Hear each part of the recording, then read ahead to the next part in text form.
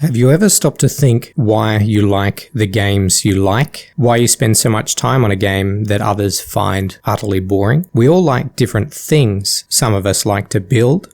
Some of us need a story. Some of us like the action, others the strategy. And some of us like to dress up in women's underwear and pretend their name is Karen. Usually we want a blend of these different elements, or maybe not the Karen thing. So when we're looking for a new game to play, we're looking to tick those boxes.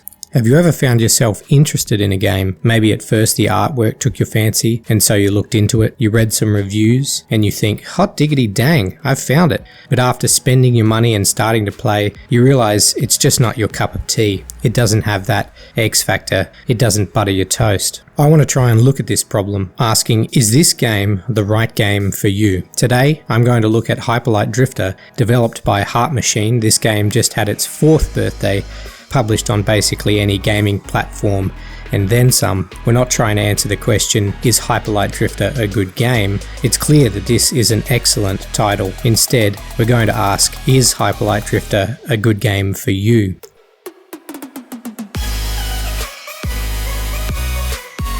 I've never been into art. Well, I once put my head through a piece of canvas, who hasn't? But you know what I'm saying, I don't, get art.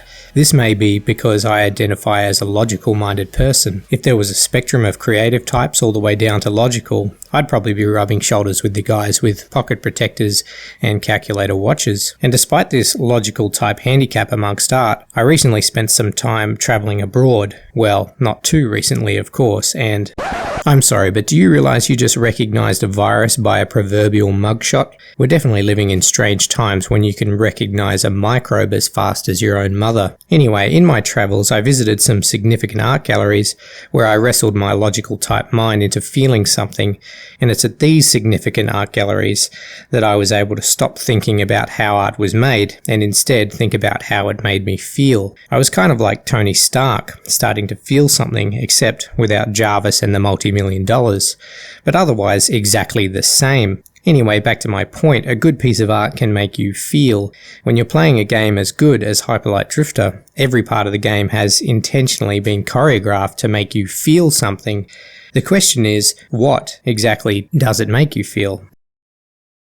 The first thing that you need as someone who enjoys Hyperlight Drifter is someone who enjoys discovery. And I'm not talking about discovering you're surprisingly into pixel animated virtual fishing. From the beginning, this game gives you the cold shoulder. The tutorial is bare bones. It basically says this button does this, good luck.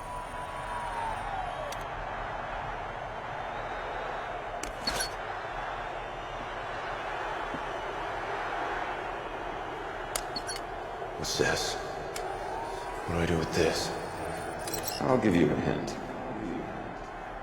Not that.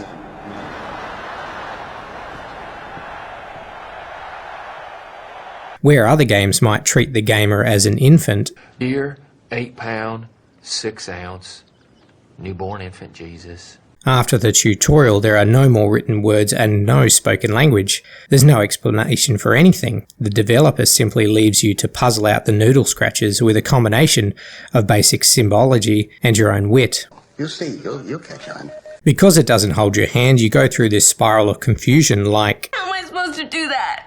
you don't know what this means, or how this door is supposed to be opened, or why you can't seem to go through here. You see, this is not the original Super Mario. Well, obviously, because I've been saying it's Hyperlight Drifter for the past 5 minutes now.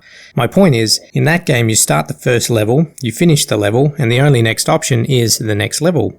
In Hyperlight Drifter, you have access to the entire map from the very beginning, but you don't even know where you're supposed to go. Wait, where do I go? The only thing you know how to do is walk around and fight some chumps.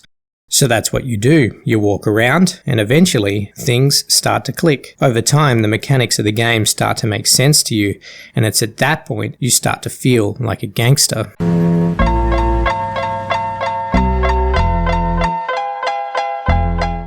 So to be a Hyperlight Drifter, you need to be someone who enjoys discovery. Discovery leads to the next Hyperlight Drifter quality, somebody who enjoys exploration. This isn't the sort of game where exploration is optional, where you can either choose to explore the side quests or leave them. Heart Machine, the developers, are playing sneaky cats with you. They hide the health pickups, the character progression, the story, and entire levels behind locked doors, hidden passageways, and invisible floors. I must explore this territory in the next few days.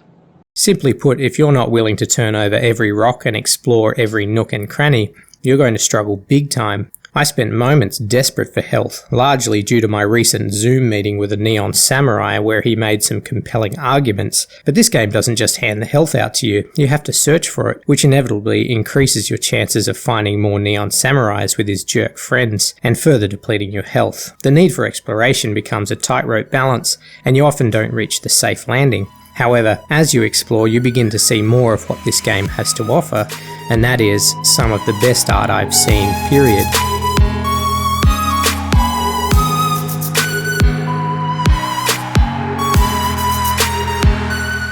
Finally, to be a Hyperlight Drifter, you need to enjoy gameplay over story.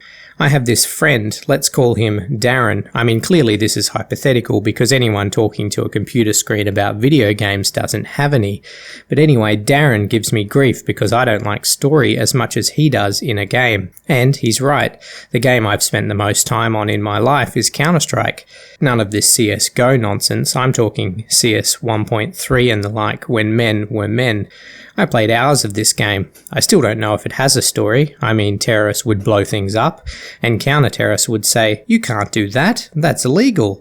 So yeah, Darren is right. Gameplay is more important to me than story.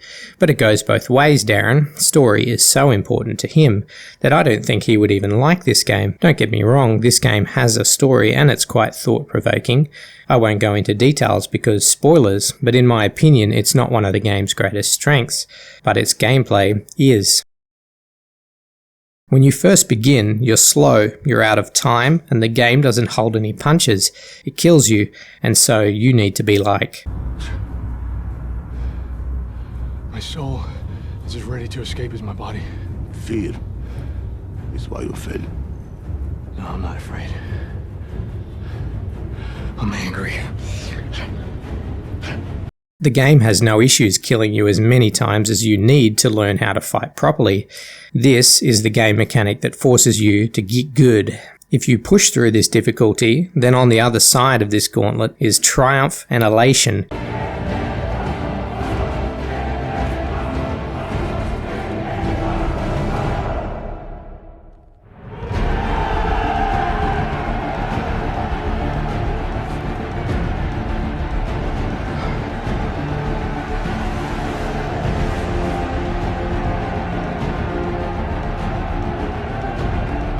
Without the tribulation, this would mean nothing.